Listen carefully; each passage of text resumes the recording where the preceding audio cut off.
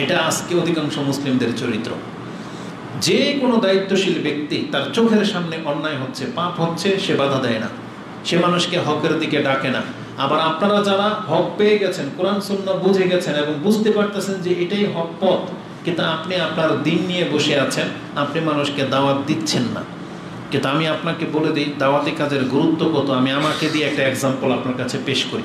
যদিও মানুষ অনেক সময় নিজেকে সাধু সাব্যস্ত করতে গিয়ে কথাটা ঘুরিয়ে ফিরিয়ে বলে, কিন্তু আমি ওইরকম বিষয়টা না। আমি আমার উদাহরণে আপনাকে দেব।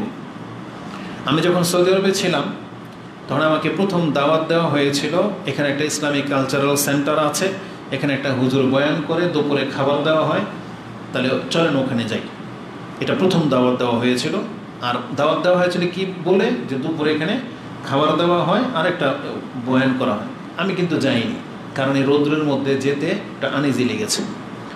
পরবর্তীতে আমি যখন একটা কোম্পানিতে জব করি, তখন একই কোম্পানিতে তো জব করলে একই রুমে 2-3 জন থাকে। তা আমাদের রুমমেট ছিল 2-1 জন, একটা ফ্ল্যাট নিয়ে ছিলাম। আর আলহামদুলিল্লাহ, যদি অল্প বেতনই ছিল, তারপরে শান শৌকতের সাথে সৌদি আরবে ছিলাম, বস্তির মতো বসবাস করিনি। তো 2 জন ফ্রেন্ড সার্কেল ছিল, এরা জব করতো, মানে চাকরি পেতো। আমি তখন ফ্রি ছিলাম, চাকরি পাইনি।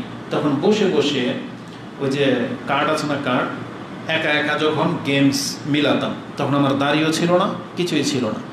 ইসলামিক কালচারাল সেন্টারের একজন ছাত্র ওই বিল্ডিংয়ে থাকতো। ও একা খেত, এদের সাথে মিশতো না, আর ও নামাজ পড়তো। আমি যখন ওই রুমে প্রথম যাই, পাশের রুমওয়ালা আমাকে বলেছিল যে আপনি আমাদের সাথে খাওয়া দাওয়া করবেন, ওনার সাথে আপনার মিলবে না, কারণ উনি একটু অন্যরকম। এই কথাটা বলছে। কেন অন্যরকম? মানে সে আমাদের সাথে মিশে না, একটু আপার গ্রেডের। তা আমি যখন একা একা বসে বসে ওই যে কাঠ নিয়ে খেলছি, তখন এই লোকটা কিন্তু দেখেছে, সে আমাকে দাওয়াত দেয়নি। এই ইসলামিক কালচারাল সেন্টারে আমাকে দাওয়াত দিয়েছে আরেকজন, ব্রাহ্মণবাড়িয়ার এক ছেলে, নাম হচ্ছে নাহিদ। সে অনেক মেহনত করেছে এবং আমাদের পেছনে খরচ করেছে, ভাড়া দিয়ে সেন্টারে নিয়ে গেছে। একটা পর্যায়ে অন্তরটা সেন্টারে লেগেই গেল। এই লোক, যেই লোকের সাথে আমার এই 4 বছর আগে দেখা, তার ঘরে একদিন আল্লাহ সুবহানাহু ওয়া তাআলা আমাকে হেদায়েত দিয়েছেন, দাড়ি হয়েছে, হজ করলাম।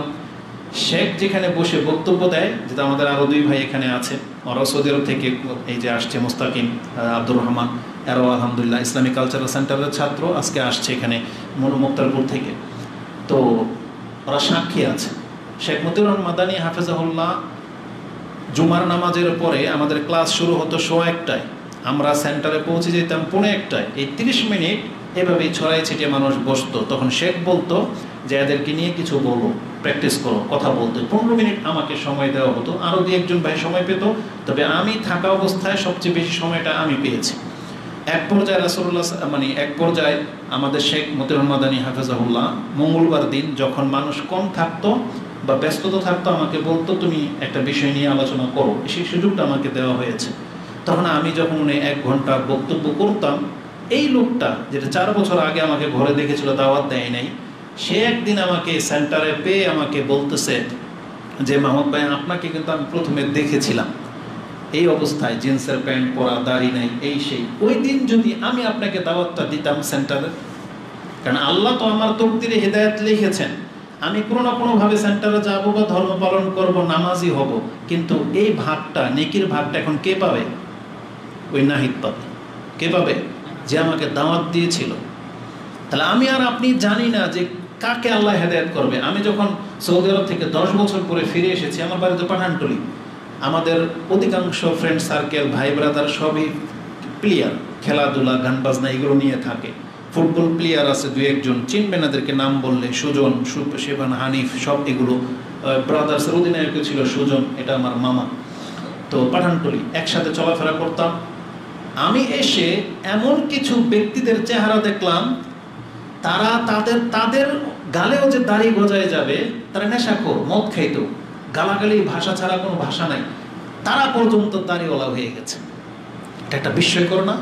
তার মানে আপনি মনে করতেছেন এই লোকটা অনেক খারাপ, ওকে হেদায়েত পাবে, ওরা বলেই লাভ কি? সুবহানাল্লাহ, আপনি জানেন না আল্লাহ সুবহানাহু ওয়া তাআলা কাকে কবে কিভাবে হেদায়েত করবে। এজন্য এই নেকির ক্ষেত্রে আমাদের অংশ রাখা উচিত। আমাদেরকে বলতে হবে, দাওয়াতি কাজ করতে হবে, আল্লাহ যাকে হেদায়েত করার করবে, কিন্তু আপনার মাধ্যমে যদি হয়ে যায় রেজাল্টটা কি?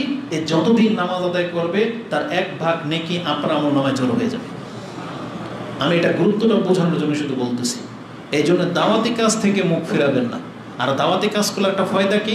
ধরেন আমি এখন বক্তব্য করি, এখন আমার দ্বারা কি প্রকাশ্য পাপ করা শোভা পায়?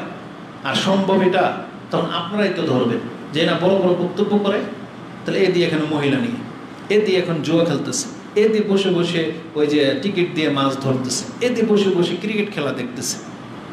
কিন্তু দাওয়াতি কাজ যখন আমি করব, তখন এই পুরো সার্কেলটা আমার সেফ, মানে বন্ধ হয়ে যাবে, কারণ আমি আর ওই পাপগুলো করতে পারবো না।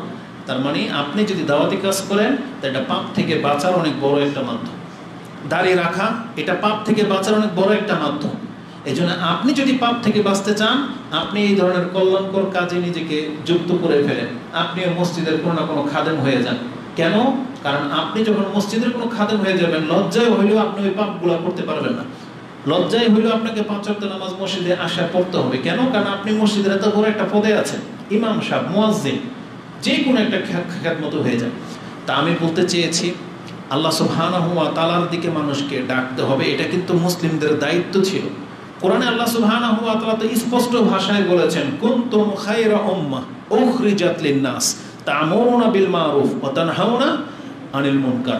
আল্লাহ বলেছেন তোমরা হইলা শ্রেষ্ঠ জাতি। কুনতুম খায়রা উম্মাহ, তোমরাই শ্রেষ্ঠ জাতি। কিসের ভিত্তিতে? চেহারার ভিত্তিতে না। আল্লাহ বলেছেন তা'মুরুনা বিল মারুফ, তোমাদের কাজ হলো মানুষকে ভালো কাজের আদেশ করা, ওয়া তানহাউনা আনিল মুনকার, এবং মন্দ কাজ থেকে মানুষকে নিষেধ করা, ওয়া তু'মিনুনা বিল্লাহ, তোমাদের উচিত আল্লাহর প্রতি ঈমান আনা। এই জন্য তোমরা শ্রেষ্ঠ। কিন্তু আজকে অধিকাংশ মানুষ, আমরা কোরআন পাওয়ার পরেও ইহুদি নাসারাদের চরিত্রের, আমরা নিজেরা মানুষকে আল্লাহর দিকে ডাকি না, বরং আমরা নিজেরাই পাপের মধ্যে জড়িত।